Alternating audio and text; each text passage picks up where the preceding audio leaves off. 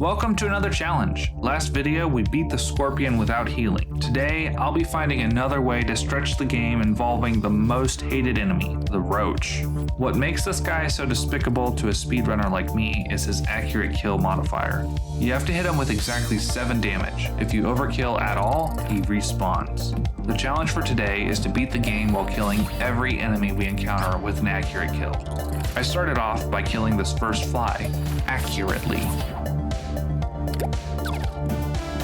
The following floor had this moth I killed accurately and healed up to full health. For some inexplicable reason, I discarded my heal die. This meant that on later easy floors, I would be taking a lot of damage I couldn't heal back.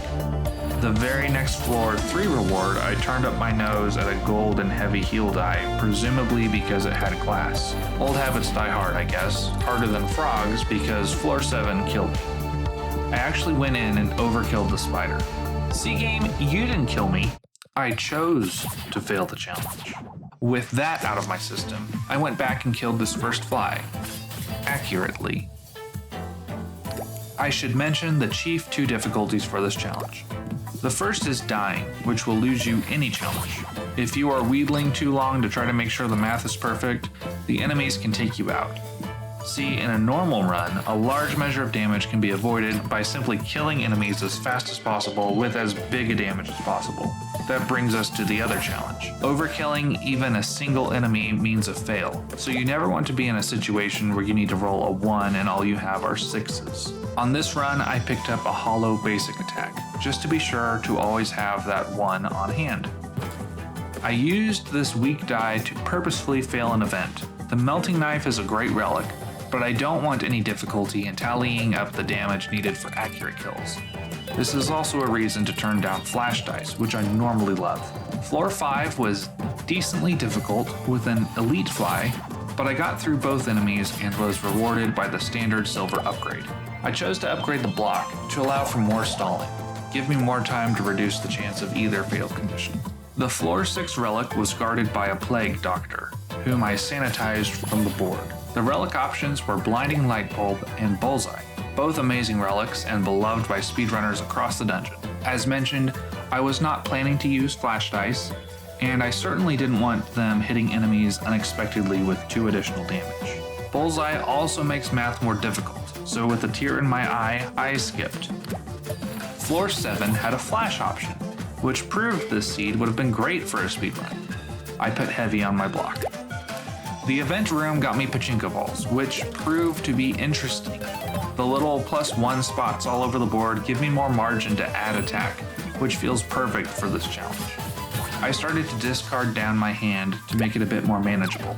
On floor 10, I upgraded my heal and one of my attack dice, and on floor 11, I added the heavy property to the heal die. This helps the heal stick around a bit longer and keep me topped up. But what helped it keep around even longer was the floor 12 reward, the Forge Hammer. As long as I keep at least 1 energy back, the heavy block and heal dice won't lose value, so I have near infinite stalling capability. On floor 13, I upgraded another attack die, but purposefully left a boost in the hollow attack on basic tier. This keeps me flexible, so I can whittle enemies down in health and hit whatever exact low number I need to. The event on floor 14 gave me +5 max HP.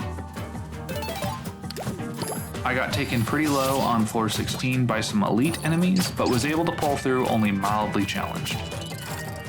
Floor 18 had a relic reward option, which included Mark of the Chosen. Turning this one down hurt even more than turning down Bullseye earlier, and then the very next floor had an event, which I passed, that offered me Mark again, the speedrunner bait on this challenge. So there we were, 28 max HP versus 250. And I guess 25-2 for the rider. A unique aspect of this accurate kill challenge is that you also have to accurate kill the rider when you stun the scorpion, which I did, again and again and again. My deck was not built for attack, and many of my red and boost die were pretty low rolling. Each time I stunned the scorpion, the rider would boost him and cause more damage.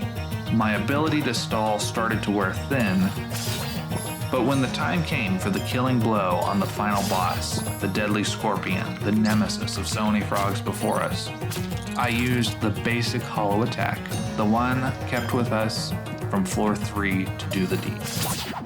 Listfer looked up from the slaughter of roaches before him. His mortal enemies were piled and scattered across the floor. It dawned on him in a horror. These were not roaches, which required accurate kills. They were innocent bugs and critters that were now made motionless by his dice and knives. Oh well, look for the next challenge video soon. Like and subscribe.